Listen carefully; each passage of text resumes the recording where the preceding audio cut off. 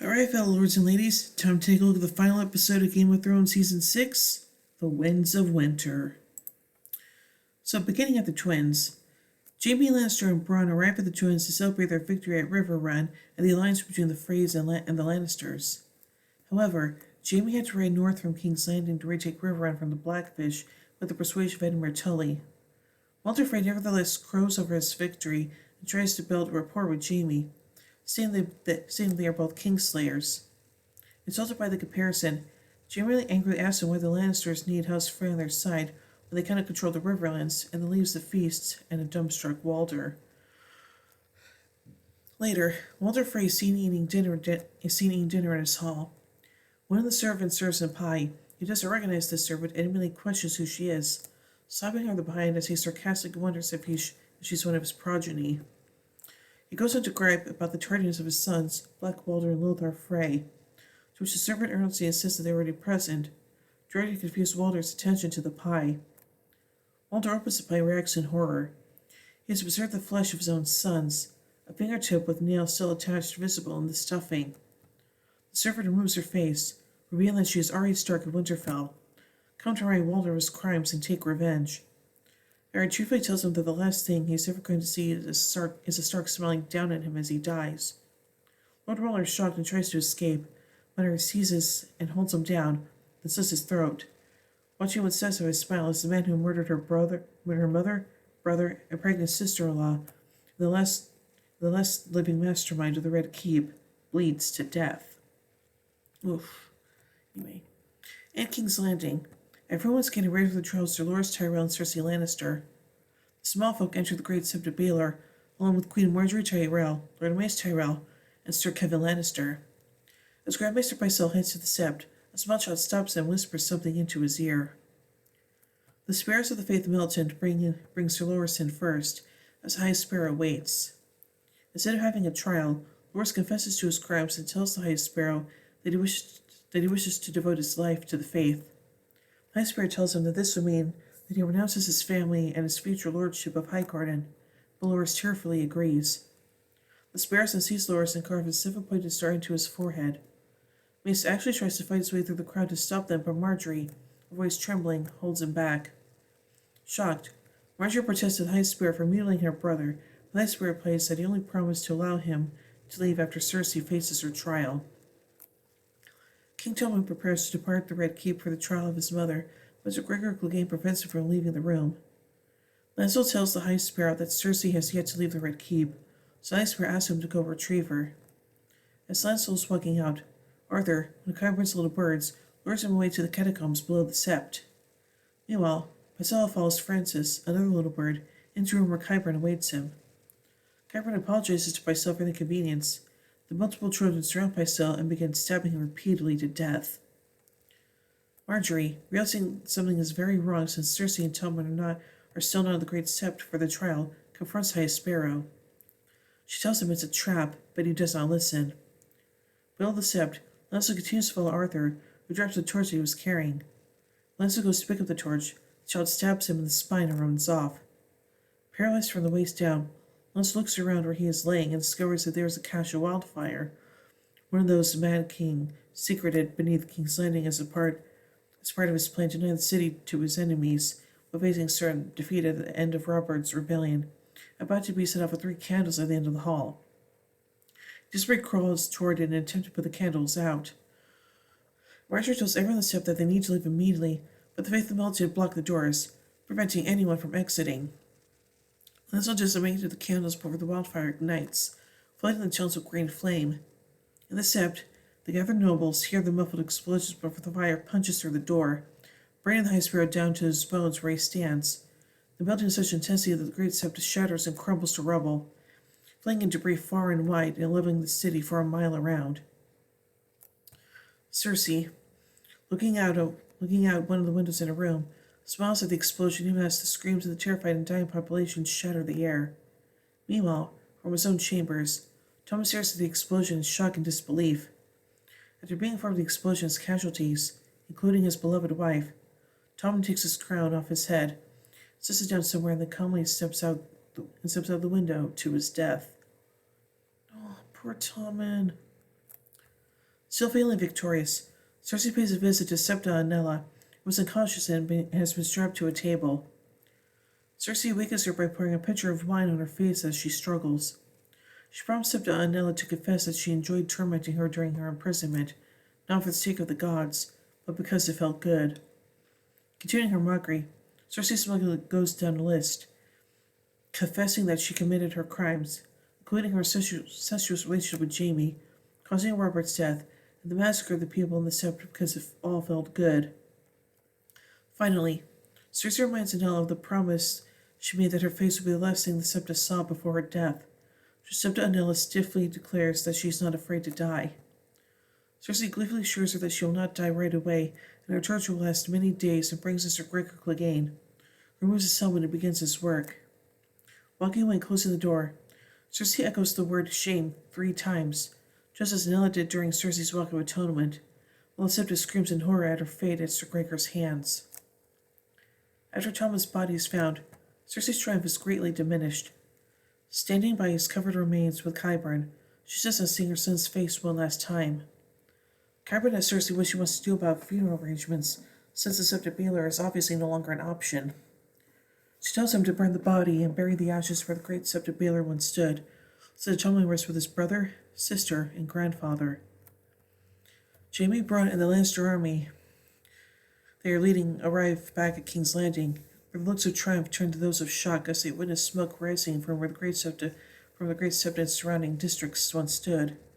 Later, Cersei and her Kingsguard enter the throne room, the Pathian throne flanked by Lannister guards.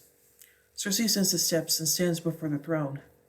Qyburn, who is now her hand, proclaims Cersei Queen of the Seven Kingdoms and all the associated titles.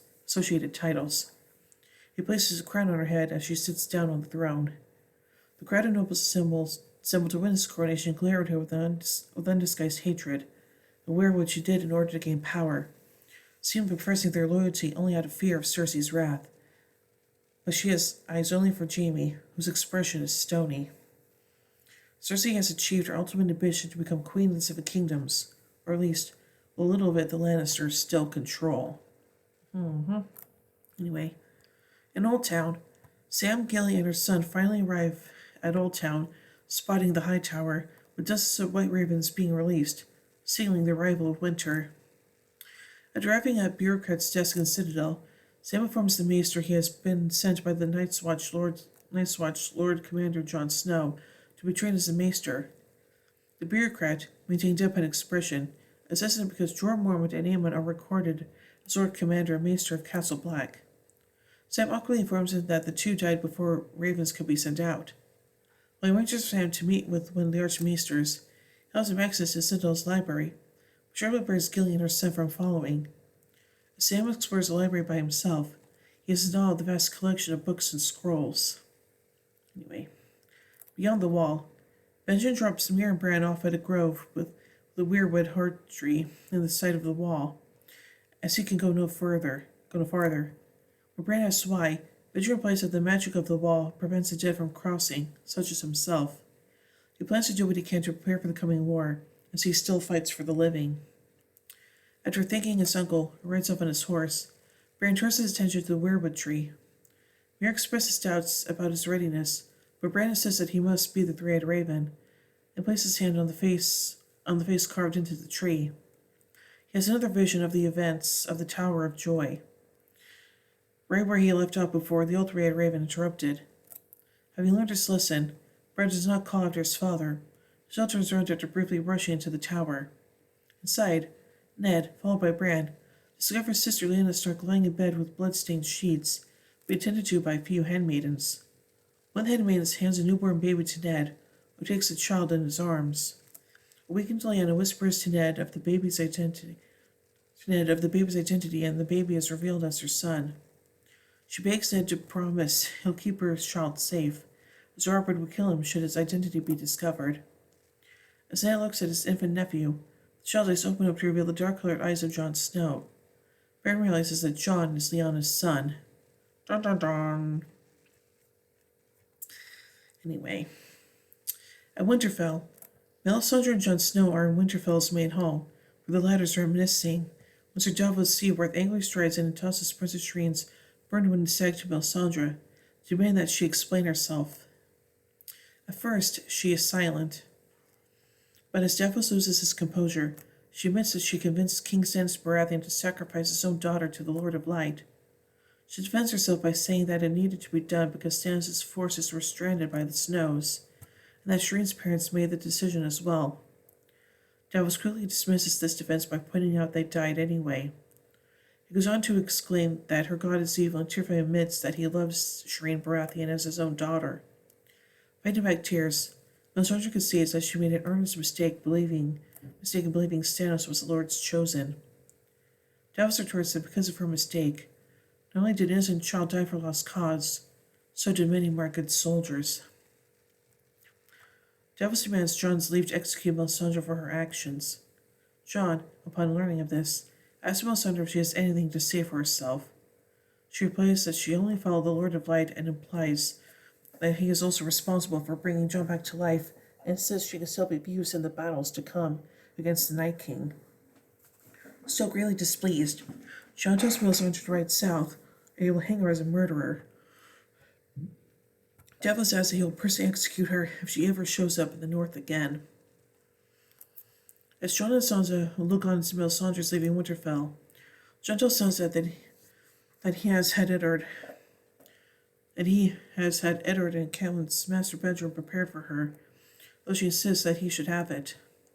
Jon remarks that Sansa is the Lady of Winterfell because of her they are alive and have Winterfell back.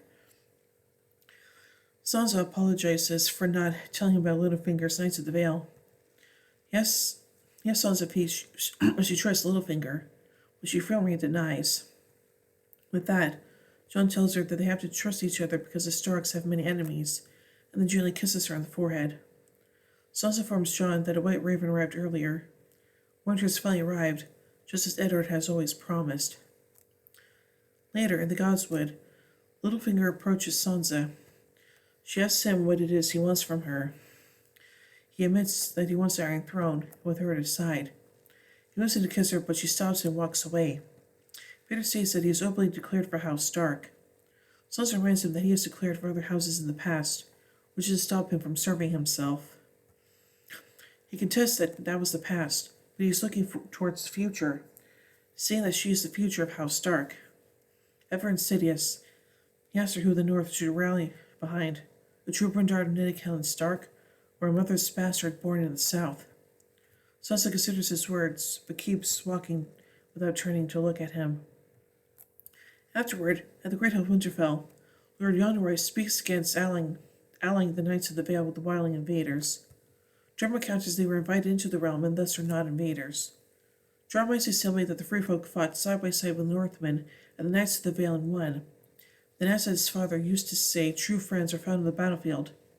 Lord Coster-Waldau argues that with the Boltons defeated, the war is over and that winter has arrived, the coldest one in 1,000 years according to the Maesters. He then proposes everyone to ride home and wait out the coming storms. Jon counters that the war is not over and the true enemy doesn't wait out the storm, he brings the storm. They assemble to begin to argue amongst themselves. At this, Lyanna Mormont stands up and speaks to Lord Wyman Manderley about how his son was murdered at the Red Wedding, yet he recently refused a Stark summons. She then turns to Lord Robert Glover and reminds him how he swore an oath to House Stark. He refused to aid them in their hour of greatest need. Finally, she confronts Lord Clay Serwyn and reminds him that his father was flayed alive by Ramsay Bolton. He also refused to aid the Starks. She then said both House of Mormont and the North remember that they have no king but the king in the North, whose name is Stark. She doesn't care that Jon Snow is a bastard, for he has the blood of Eddard Stark. Thus he is her king until his death. They assemble to begin to quietly discuss, until Lord Wyman stands up, admitting that Lady Mormont speaks harshly but truly. Then adds that, after his son died for the young wolf, he ignored Jon's summons to keep more Manderleys from dying for a lost cause, but that he was wrong. Jon has avenged the Red Wedding. He is the White Wolf, the king in the North. He bears his sword and kneels. Lord Robert is the next one to stand up, stating his regret for not fighting beside Jon and asking for forgiveness. Jon humbly says that there is nothing to forgive. Lord Glover turns to the rest of the lords, announcing that there will be more fights to come, and that House Glover will stand behind House Stark as it had for 1,000 years. He also bears his sword and kneels, hailing Jon as the king of the north. Inspired, the rest of the assembly, including Lords of the Vale, stands up, following the example hailing Jon as the king of the north, as the Northern Lords and River Lords had done for Robb some years ago. Even Davos joins, declaring his allegiance. Pleased, Lady Moiraine watches her elder male counterparts and cheers. Jon stands up and shares a look with smiling Sansa. However, Sansa's smile fades as Littlefinger looks at her in a sinister fashion. Oof. Anyway, in the Water Gardens, Ellaria and the Sand Snakes meet with Olenna Tyrell, who was in mourning after the deaths of her son and grandchildren. After the Queen of Thorns shuts down the Sand Snakes' attempts to speak, Ellaria suggests they must work together for survival, as Cersei has declared war on both of their factions. Despite her distrust of Ellaria for orchestrating the deaths of Jorah Martell and Trystane Martell, the brother and nephew, respectively, of the very same man whom she sought to avenge, Olenna clarifies that her house's future has been taken from her. Survival is not what she's after now. Ellaria then promises that an alliance with them will give Olenna her new heart's desire. When Olenna sardonically asks what that is, Ellaria states that it's justice and vengeance. At that moment, Varys reveals himself and rephrases, fire and blood. Finally, in Meereen, Daario Naharis meets with Queen Daenerys Targaryen, reporting that the fleet is nearly ready. He's eager to see how the Dothraki do on the open sea. Daenerys says that Daario won't be joining them, which Daario interprets to mean that he will go on to seize Castle Rock to cut off the Lannister retreat. Then he declares that Daario is to stay in Meereen with the Second Sons, to keep the peace until the city can safely choose its own ruler. Furthermore, she cannot bring her lover to Westeros, as marriage is still her most valuable bargaining chip when considering new alliances. Daario begs her to take him, pointing out that kings have lovers on the side all the time, and queens should be no different, but Daenerys stands firm. Daario realizes that Tyrion Lannister convinced her to leave him behind, but admits that it is politically a good move. Full of self-pity, he muses that no woman could ever compare to the mother of dragons, although she is sure he will have many more lovers. Daenerys assures him that she will leave specific instructions for him to follow in governing the renamed Bay of Dragons. Daario takes his leave. When he departs, she goes to see Tyrion, who unsuccessfully tries to console her. Dany thanks him, but admits that she is not upset about Daario. Rather, she was afraid that she was able to dismiss someone who loves her so much so easily. Tyrion says that Daario was the first man to love Daenerys, and will be the last. Dany then turns to the topic of Tyrion's rule of Meereen in her absence. After defending his actions, Tyrion says that he gave up on believing in himself or in anyone or anything else, but that he believes in her. Touched, Daenerys gives Tyrion a pin she made for him, the brooch at the hand of the Queen. Tyrion, struck with emotion, proceeds to kneel in front of her. Sometime later, Drogon, Rhaegal, and Viserion fly over the assembled Dothraki, Ironborn, Dornishmen, Men of the Reach, and unsullied fleet of House Targaryen. Daenerys, clad in Targaryen black, stands on the deck of the flagship with Tyrion, Missandei, and Varys, looking ahead to the next round of the Game of Thrones, either the gift of a new ally, or another massive war within House Targaryen for the Iron Throne. Ugh. So overall, as the final episode of Season 6, this episode is just downright amazing, and I absolutely love it. And definitely sets the stage for what's going to happen in the later seasons, so yeah. So overall, I give The Winds of Winter 5 Iron Thrones out of 5. Well, tune in next year as we begin our look at Season 7 with Dragonstone. Anyway, thank you guys so much for joining me on this look at Season 6 of Game of Thrones. Hope you all enjoyed it, and next month is going to be DCEU December, and unfortunately we're going to be looking at one movie that month, and it's going to be Aquaman and the Lost Kingdoms. I'm not sure if I'm going to look at any of the other films. Well, I already looked at Blue Beetle and The Flash anyway, so there's that. But still, or I might look at those next year, maybe, I don't know, so yeah, but anyway, we'll see. But still, again, thank you guys so much for watching, and again next year, we're going to take a look at Season 7 of Game of Thrones, and the year after that, Season 8, and then the year after that, Season 1 of House of the Dragon, so yeah. So anyway, until next year, remember everyone, winter is coming.